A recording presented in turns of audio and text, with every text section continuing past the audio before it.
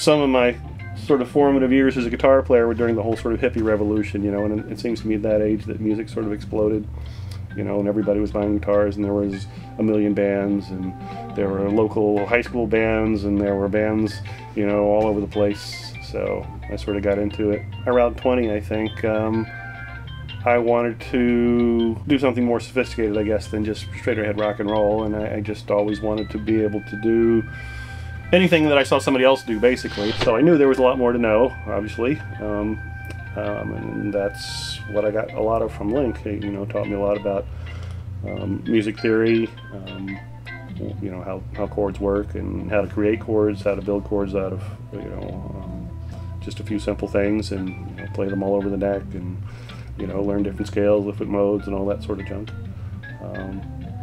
And I did that for a couple years. In fact, when I first started, it was once a week, but I liked it so much I started doing it twice a week. And I could barely afford it, but you know, that's what I did. I used to practice like 3 hours a day, every day after work, you know, just literally every day for a couple of years. And then, you know, sometimes I'd even play longer than that. But I was just really into it back then. I still play pretty much every day, even though, you know, I work full time.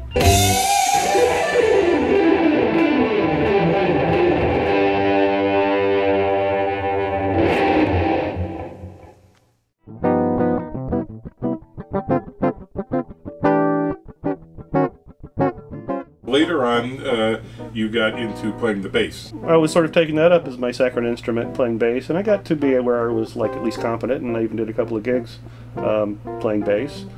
A lot of me being inspired to play other instruments is so that I could accompany myself playing lead guitar, so that I could be the one-man band, sort of. You know, I could you know, play drums a little bit, play bass a little bit, play keyboards a little bit. And with the invention of MIDI, you know, you don't have to do a good job, you can then fix it up in the computer.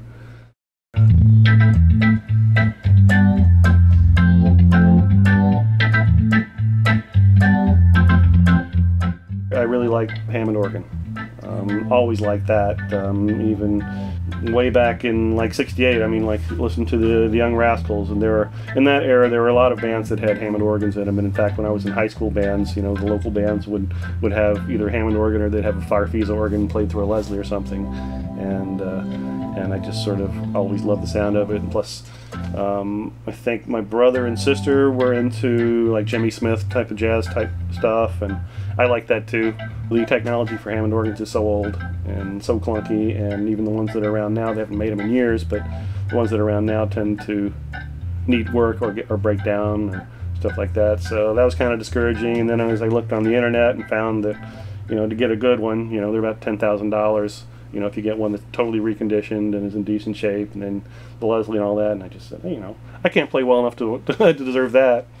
So fortunately, I found this Korg. There are a lot of things that I like to do. It's not, music is probably #1 on my list, but I love building things, I like making things, and as it turns out, I quite enjoy programming, and that pays well. So, you know, that's what I do for a living, and then, you know, the rest of this is all just, you know, for fun, and it is a lot of fun. Except for sometimes it's frustrating, you know, because, you know, you want to be good at everything, but it's just not possible. These electronic drums I got more recently because I figure it's a better way to enter drum tracks into MIDI than sitting there pressing buttons. There's some truth to that, but it, you know, helps to be a good drummer. Well, but you also at least know what constitutes a good beat and what you want. Well, to some degree. I mean, I'm not as good as a good drummer by any means, or even as imaginative as a good drummer, but I guess, you know, I know some sort of basic stuff about, you know, hit the bass drum, then you hit the snare drum, and you don't usually hit them at the same time, and stuff like that, or pretty basic stuff. You made your first guitar when you were pretty young because you couldn't afford it. Right. Well, my first attempt was at a Telecaster when I was probably 13 or 14. You know, we were not a wealthy family, but I wanted a real guitar. And in fact, I think, you know, the fact that we didn't have much money is one of the reasons that I make stuff, is because I couldn't afford it, so you make it. At 12 or 13 or whatever I was when I tried my first Telecaster, I didn't really know what I was doing. I had always liked making stuff out of wood, as far back as age 4. I remember my grandfather telling me that I used to diddle around in his wood shop and stuff and making things. So I've always liked working with wood. You know, I just figured the only way I was going to get a Telecaster was if I tried to make one. I remember as a teenager, around 18 or 19, you had gotten a bass, and you'd gotten precision bass, and you replaced the precision bass with your jazz neck, and you gave me the precision neck. So I had a neck, and I don't remember where, but I think you gave me a pickup too. So I had a bass neck and a bass pickup. So it's like, I'm practically there. You know, so I made the body for the bass that I have now. I think you videoed that one earlier. And that was my first guitar that actually worked. And it actually came out pretty nice. It played well and sounded like a real bass.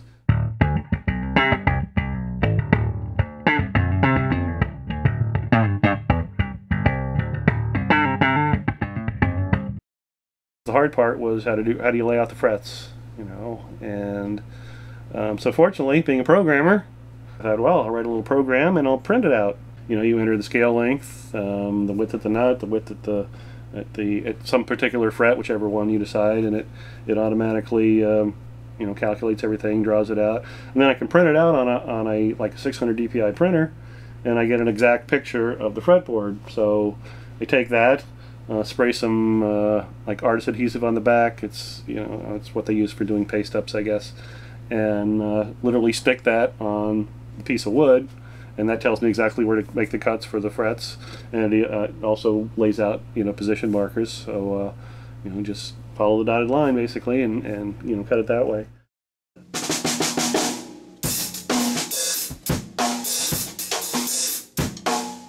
I finally decided, all right, well, I'm going to go out and buy all those tools that I've always wanted. So I bought, you know, a table saw, a joiner, a bandsaw, a thickness planer, and a large drill press. And I sort of suddenly realized, wait a minute, now I've got all the tools I need to actually make a guitar. I mean, you know, the joiner is necessary to make, you know, things straight, and, you know, bandsaw for cutting out the guitar bodies. And so, I mean, that along with my brother pointing out, you know, that I could get stuff from Stu Mac, you know, realizing I had the tools and now the source to get the materials, that's sort of what got me started doing it. Now, you made this Leslie, and you did a lot of intricate work around the slots and the openings and the vents. Getting a real Leslie, they're expensive. It's like $2,000 to get a new one these days. And I thought, shoot, if I could enjoy making one, I bet I could make one for, like, you know, $800, which is about what it cost. Because I mean, the wood was cheap, and so, you know, making the cabinet was, you know, obviously the woodworking aspect of it, but all the parts, you know, were genuine parts that I got through eBay, you know, of people that were, you know, they'd have an old Leslie and they were parting it out, you know. So I got, you know, the bass drum rotor from one website or one site, and the horn driver from somebody else, and, you know, all the various different parts, probably from about 6 different places.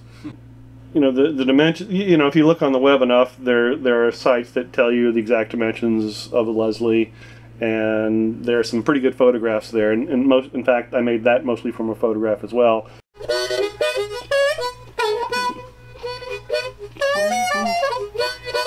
I mostly play when I'm driving to and from work. I mean, making these guitars, like the arch tops, you know, to bend the sides and stuff, you have to make a mold that you know, you can bend the pieces in, and that, you know, that's probably 6 or 8 hours just to make the mold to make the guitar shape in. I always wanted to build my own house. You know, when we saw the house and I saw that, you know, the exterior was in good shape and it's, you know, everything was built nice and square and solid, that I would just eventually remodel every room in the house, which I've pretty much done by now. And the kitchen was probably the first one, and the biggest job too. I've always been a fan of maple drums. I like maple guitars and whatever, so I decided to make the kitchen out of maple. I wanted to do a nice job, and I was trying to think, you know, I like simple contemporary. You know, you may look at it and think, well, that's kind of plain, but that is the look that I was going for. You know, I tend not to like all elaborate moldings and details and things like that. So I made it sort of simple, but I still wanted it to be nice. You know, I was going to make it as nice as it could be, or at least as nice as I could make it in that style. So I was trying to, you know, it's got all nice European hinges on it. All the drawers are, you know, solid wood, dovetailed together. You know, they'll last forever. They're all on ball bearing slides, so they all glide out, not all nice, smooth. And then even a couple of the cabinets, like the base cabinets, when you open it up, it lights up inside. So I decided to do the same thing on one of the bathroom cabinets for my girlfriend. She has her own bathroom, and I have my own bathroom, and so I wanted to make it nice for her. So she's got a couple of doors that when you open them, they light up, and it's all done in the same style. All, you know, all maple and all solid maple drawers and stuff. So I did all the tiling as well. I mean, it was this horrible linoleum floor that used to be there, so I ripped that up and put down new plywood and tiled the floor. I did all the lighting in there as well. Same in both bathrooms. In fact, I retiled both of those. I did my tile shower. That's actual real stone tile, and it's my own little design. Same sort of Phil's design, where it's, you know, just simple, nice is sort of how I think of it. Simple, nice, practical. Since I like building, I'm always doing little things around the house. I mean, I built those little tables up in the living room, and this room here was like the poor man's basement. You know, it was all that cheap paneling, you know, and it was all dark walnut, and there was this horrible shag carpeting down here. So I re-sheetrocked everything, and you know, built all those built-in bookcases and the little display case for my guitars, and yeah, that wall. Put that up there. That was my cedar wall from, remember when we built the recording center. A lot of that whole building had been done, or at least a lot of it, with cedar, and so we incorporated that into your studio, and then I liked it too, so I figured I'd stick it in my house. So actually I have a couple of walls in the house that I've done in cedar as well, because the whole outside of the house is cedar. And then the shed. And then the shed, right. I built the shed. I always wanted to build a building. Like I said, I wanted to build a house, but that was not reasonable. But things started accumulating in my garage too much, snowblower and a lawnmower, and just was running out of room, so it was a good excuse to make a shed. So I designed it myself, built it basically from scratch. I had a foundation poured, so it's a concrete slab, but I did everything else. There's a skylight in there, and, you know, a couple windows, and it holds all my stuff. I like making stuff from scratch, or, you know, and so I get to build programs, you know, get to do and it's, you know, it's the problem solving that I like about it. I mean, over the years, you know, when I first started programming, I was working in Quick Basic 4 or 4.5, and then you know, Microsoft keeps coming out with new versions of Basic and stuff, and changing how you do things, and, you know, and I still enjoy it. And, you know, now I'm doing VisualBasic.net, and it's always changing. But to be perfectly honest, I was just as happy programming in QB4 or 4.5 as I am in .net. I mean, you can do a lot more things now, a lot easier, but it's the whole problem-solving part of it that is a lot of the pleasure for me. Plus, making an attractive-looking application is appealing to me. The one thing I find that a lot of programmers lack is a good aesthetic sense. You know, they can slap controls on a form and it'll work, but it doesn't look nice, or it doesn't have a good user interface. But that's something that I enjoy as well. In fact, recently they allowed me to change the whole look of our software at work. You know, same underlying thing, but now it's got a much more contemporary look, and that was pretty much all me. You know, the way it was redesigned. This is sophisticated banking software. Yeah, this is loan origination software for doing consumer loans like cars, boats, and as well as mortgages, homes, and things like that. Other than the really huge banks like Chase and you know, I'm sure they have their own developers and they can write their own software, but every other bank in the world, certainly like Newtown Savings Bank, they can't write their own software, so they're actually one of our customers, and so they buy software from us to do their loan origination, and you know, many other banks. I mean, we have several hundred customers, you know, throughout the U.S. I made both the decks on the house. You know, even though when we bought this house, the house itself was in good condition, both decks were, I don't know if they were built by kids or what, but they were very poorly done, and they weren't made from pressure treated wood, so they were rotting as well.